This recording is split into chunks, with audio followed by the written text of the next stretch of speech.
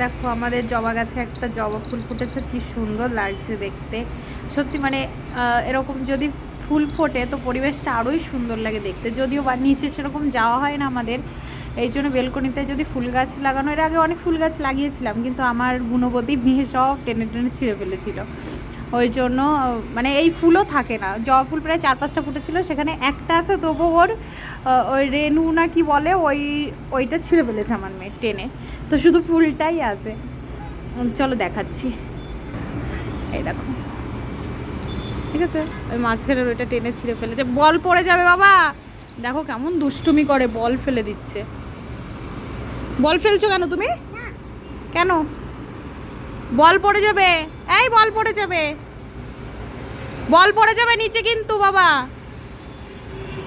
দেখো বল ফেলে দিচ্ছে নিচে, কত বড়, মানে কি বলবো। তোমরা কমেন্ট করো আমাদের বাড়িটা কেমন লাগে, বেলকনি থেকে আমাদের পরিবেশটা কেমন লাগে দেখতে বাইরের, সেটা তোমরা কমেন্ট করো।